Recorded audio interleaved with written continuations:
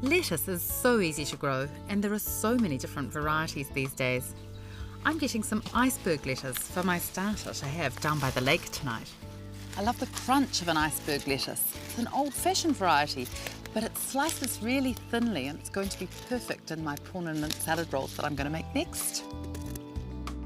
These rice paper rolls look as though they'd be really hard to put together, but I've got to show you just how simple they are. Start by placing 2 small bundles of mung bean or rice vermicelli noodles in a bowl.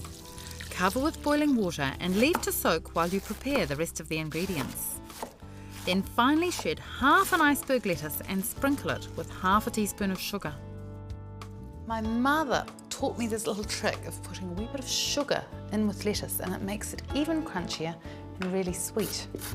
Then add 1 large peeled grated carrot, 200 grams of cooked prawn meat, and then cut the noodles into the bowl, because there's nothing more disconcerting than having a roll that's just got this huge long piece of noodle in it and you're trying to eat it politely and the noodle just goes on and on and on. Finally, add a cup of roughly chopped mint leaves and give it a toss to combine the ingredients evenly. Now I'm ready to roll the salad into the rice paper. You need a wet tea towel and a bowl of hot water. And then you just dunk each piece of rice paper and you place it onto that damp towel. It's going in, out, and onto the towel. Once the rice paper's dimpled, put a small handful of salad in the centre. This is where things can get really sticky. So, it's a bit like an envelope. Roll in, tightly back, sides in, and then roll them up. The great thing about these rolls is they'll keep in the fridge for about 12 hours, as long as you've got them covered with a damp paper towel so they don't dry out. And the one thing I've got left to do is make a fantastic dipping sauce. And the dipping sauce has got so much flavour, you don't need to season the rolls. You may have noticed I didn't put salt and pepper in them, because the dipping sauce has got all the flavour. This is one of my favourite dipping sauces, and I'm making more than I need tonight because it's just so useful to have on hand. In a jar, combine the finely chopped white of a spring onion, the rind and juice of 4 limes, 3 teaspoons of fish sauce, and 2 cups of sweet chilli sauce. Give it a shake to mix it all up. You always want to taste it. And get it just the way you like. You might like a little bit more lime juice, a little bit less fish sauce. And I think that way you own the food that you make. Personally, I think this is delicious. It's not too hot, not too spicy, just perfect. For tonight's picnic, we've built a barbecue by the lake. It's just a raised fire with a hot plate, but any kind of barbecue would do. I've come up with a main course that'll break the ice and a marinade that doubles as a delicious sauce. I thought it would be really fun to have people do some of their own cooking on this picnic.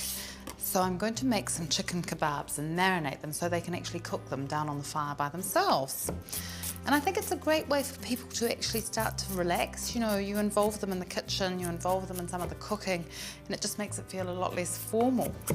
So, for this fabulous marinade, you need 2 cloves of crushed garlic, a tablespoon of finely grated fresh ginger, a teaspoon of ground ginger, 1/4 teaspoon of cayenne pepper, 2 teaspoons of ground cumin, 2 teaspoons of brown sugar, a teaspoon of salt, the zest and juice of 2 lemons, 1/2 cup of coriander leaves, 2 tablespoons of finely chopped preserved lemon, and a cup of unsweetened natural yogurt.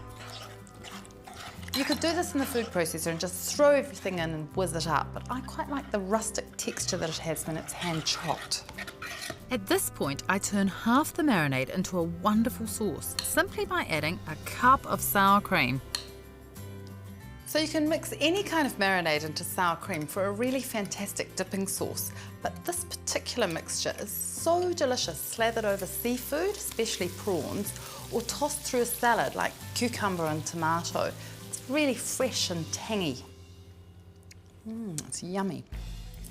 I like to use boneless chicken thighs, and I allow 1 to 1.5 per person.